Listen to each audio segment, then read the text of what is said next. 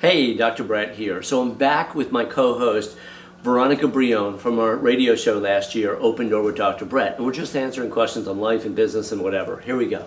Here we go. So talk to me about resistance. Okay, so anytime that you're like in your own way or in someone else's way, that's an interesting or funny way of looking at resistance. But in general, you don't want to do too much resistance in life because it causes suffering.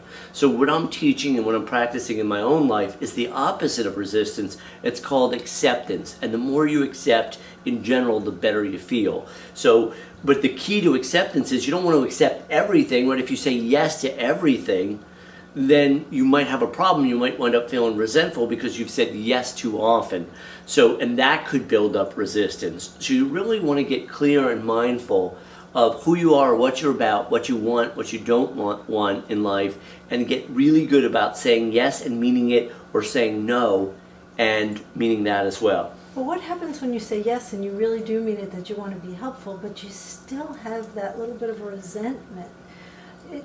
Yeah, so that's a good question. What happens if you say yes and yet you still have a little bit of resentment? It means you're not fully on board with the yes. It means there's a part of you that really doesn't want to do it or still has resistance, and that's where the self-awareness piece comes into play and can be really helpful. The more aware you are, the less likely you are to say yes, or you can learn how to communicate and qualify an answer.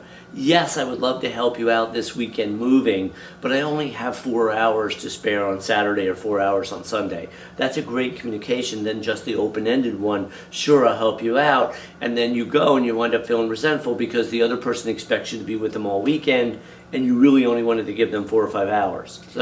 So you have to communicate clearly. Well, you don't have to do anything in life, but it's really helpful when you communicate clearly, yes. All right, well, thanks very much for that. I think I'm clear on resistance, but I may have some more questions, so I may come back to you on that. Awesome. Thanks.